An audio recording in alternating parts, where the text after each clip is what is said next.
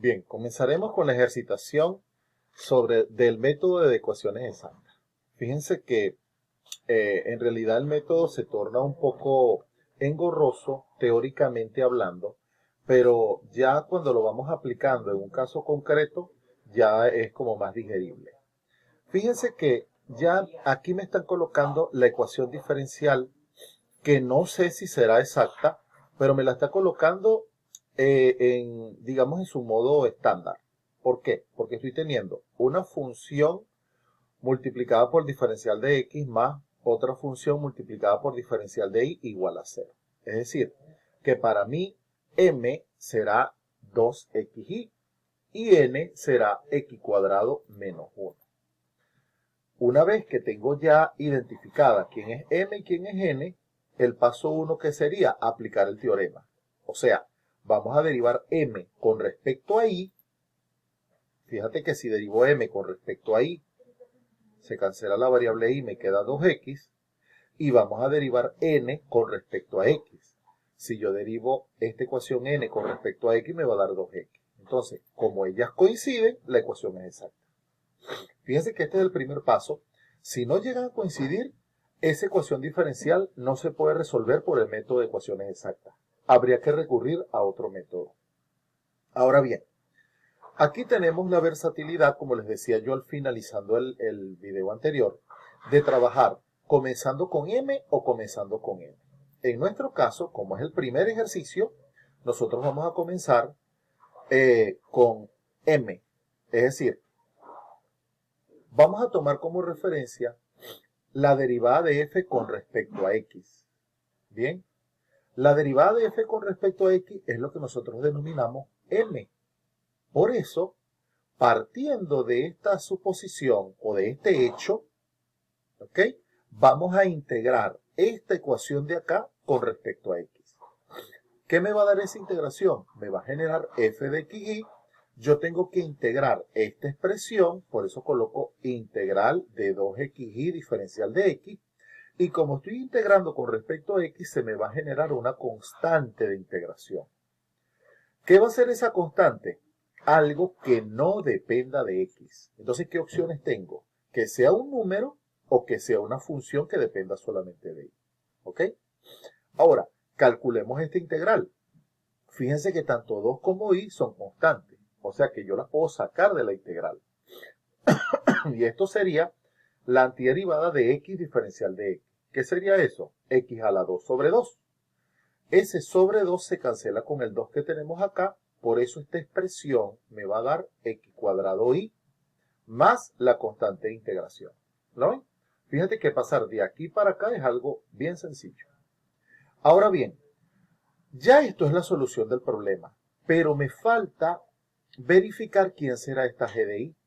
Entonces, ¿qué vamos a hacer? Como comenzamos derivando f con respecto a x, ahora yo me voy a valer de este nuevo dato. Entonces, este nuevo dato que me dice que la derivada de f con respecto a y yo la puedo sustituir por x cuadrado menos 1. ¿Lo ven? Entonces, esta expresión que está acá, vamos a derivarla con respecto a y. ¿Qué sería? El lado izquierdo sería derivada de f con respecto a y. ¿Y qué sería la derivada de esto? Bueno, la derivada de y sería 1. Por la constante x cuadrado sería x cuadrado. Y como g es una función que no conozco, pero sé que depende de y, la derivada de ella con respecto a y sería g' de y.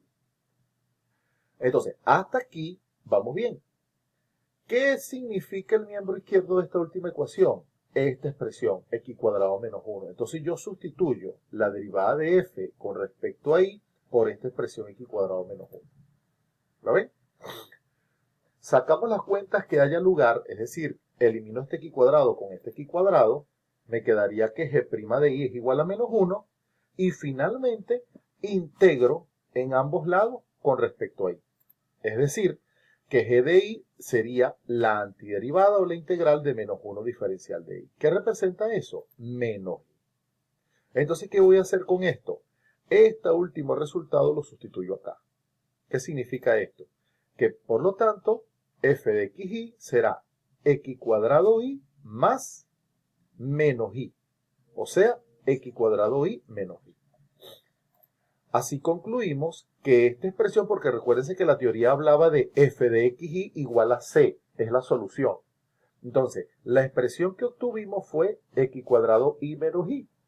X cuadrado y menos y igual a c representará la solución de la ecuación diferencial. Les pido que vuelvan a ver la explicación del ejemplo 1 y no se preocupen que vamos a desarrollar 4 ejemplos.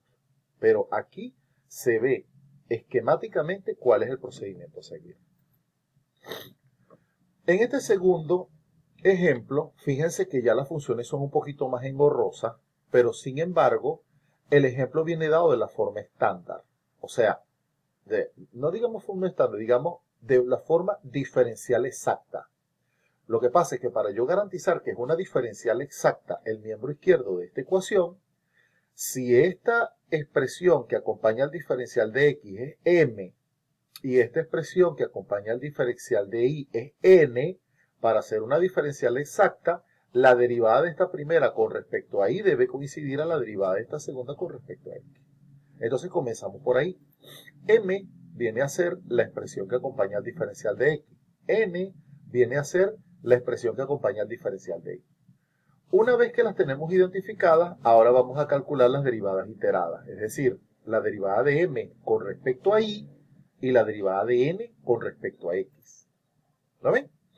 Cuando hacemos esas derivadas, observamos que las derivadas coinciden. Hagan el cálculo de la derivada ustedes por separado, con mucho cuidado y se darán cuenta que las derivadas coinciden. Ahora, en esta ocasión, están coincidiendo, entonces continuamos con el procedimiento. Vamos a argumentar el ejercicio comenzando desde el dato de n. Fíjense que en el pasado comenzamos diciendo derivada de f con respecto a x es igual a m de xy. Ahora vamos a tomar este dato, ¿ok? Como n se formó, proviene de una función que al derivarla con respecto a x, me la da, entonces vamos a resarcir esto. Es decir, voy a integrar en ambos lados esta ecuación con respecto a y. ¿Vieron? Cuando yo integro en ambos lados, esta expresión de la derecha simplemente lo que hizo fue sustituir n. Cuando yo integro en el lado izquierdo, obtengo f de xy. Cuando yo integro en el miembro derecho, ¿qué va a pasar? Es la integral de toda esta función de dos variables con respecto a y más una constante de integración. ¿Cómo es esa constante de integración? Bueno, como estoy integrando con respecto a y, ¿qué va a ser para mí constante? Lo que no sea y. O sea que puede ser una función que dependa de x o una función constante. Por eso aparece g de x. Fíjate que en el ejercicio anterior aquí aparecía g de y. ¿Por qué? Porque integrábamos con respecto a x. Ahora, como estamos integrando con respecto a y, esta no va a ser una g de y, sino que es una g de x. Bueno, ahora tenemos que calcular esta antiderivada. Fíjense que no va a ser difícil hacerlo. Una vez que logramos calcular la antiderivada, ya tenemos un resultado parcial. O sea, prácticamente este es el resultado del ejercicio. Pero me falta dilucidar quién será esta g de x. Como comenzamos de n y n representa la derivada de f con respecto a y, entonces vamos a derivar la función con respecto a x. ¿Por qué hago esto? La derivada de f con respecto a x sería la derivada de esta expresión con respecto a x, que me da este resultado, más la derivada de g de x, pero como ya depende de x, sería g' de x. Ahora, ¿por qué yo hago esto? Porque por definición la derivada de f con respecto a x es m de xy. Entonces voy a sustituir acá en el miembro izquierdo lo que vale m de xy. ¿Ok? Ahí lo sustituyo. M representa esta expresión. Entonces, fíjate que todas son iguales, se cancelan mutuamente y estoy llegando a que g' de x igual a 0. Entonces, si yo integro en ambos lados, obtengo que g de x es igual a 0. Si una función derivada es igual a 0, es porque proviene de una función constante. Quiere decir que este último valor de g de x igual c lo voy a sustituir acá. ¿Qué significa eso? Que f de x será toda esta solución más c. Por lo tanto, este miembro derecho lo igualo a 0, va a ser la solución de la ecuación diferencial. ¿Por qué lo igualo a 0? En realidad yo tendría que igualarlo aquí a una constante. Pero como ya yo tengo una constante de integración acá, es como que la constante que se genera aquí la paso restando hacia el otro miembro y la agrupo con esta. ¿Ok? O viceversa. Nosotros hemos podido quitar esta constante de aquí y decir que es esta expresión igual a C. Sin perder generalidad, eso se cumple. Ahora pasemos a este tercer ejemplo, que es un problema de valor inicial. Fíjense que la ecuación diferencial viene dada de la forma de diferencial exacta, aun cuando no tenemos la certeza que lo sea. En este caso, m, como les he dicho, acompaña diferencial de x y n acompaña diferencial de y. Ahí tenemos a m y a n. Entonces, apliquemos el teorema. ¿Quién será la derivada de m con respecto a y? Menos 2xy. ¿Y quién es la derivada de n con respecto a x? Menos 2xy.